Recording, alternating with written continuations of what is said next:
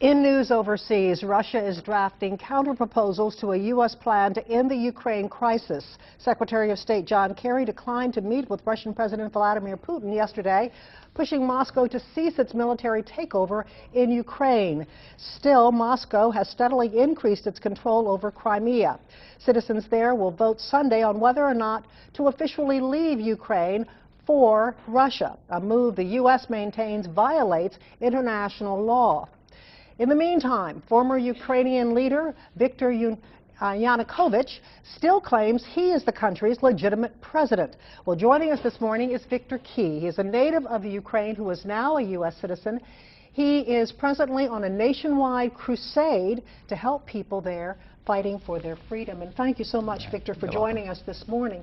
Now, you are with Cirque du Soleil, but you've taken time away from the circus in order to promote this cause. Yeah, exactly. I taken these 2 weeks, and I'm going to New York, a cross-country road trip, and collect the signatures and wishes from American people throughout this country, and saying that and proving that the American people, real people throughout this country, support Ukraine movement to democracy and freedom and independence. And you left San Francisco on March 3rd, and we'll show the car that you are. It's a Porsche that you've wrapped with a message.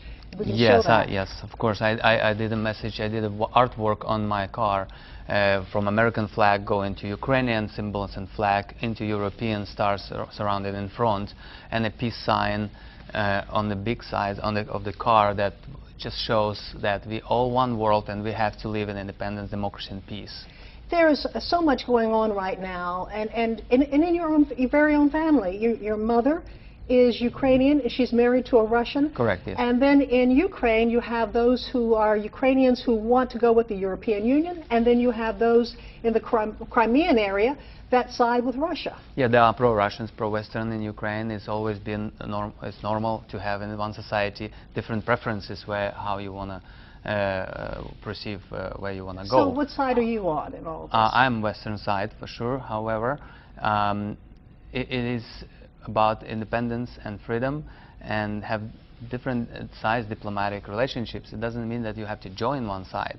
I believe our country is strong enough and great enough to be independent and own country people can be proud of, and you can have entire world to work with in diplomatic levels. What do you want on this tour that you're making of the United States? What are you hoping to accomplish? I hope to accomplish a clear message that America, that I'm grateful to have this 15 years of democracy and freedom that I'm living right here, that I can deliver a message that all the people that I meet and talk only wishing freedom and democracy and peace to Ukraine. Only great things. There are no political agendas on my trip.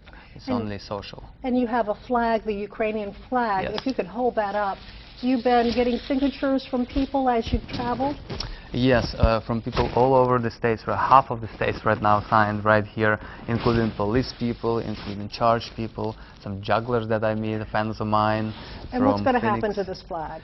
This flag, my partner that we travel with, Katrina from +1+1 TV channel, will bring it to Ukraine and hang it on Maidan Square in a sign of support from American people. And you're trying to raise money as well for children? Yes, I opened also a website, help-ukraine.com, and I had a donation button right there, and I'm collecting money, funds to send it as a support to families of the victims and children who lost their parents during the last clashes. Well, Viktor Key, safe travels for you. Thanks so and much. Thank you so much for coming by.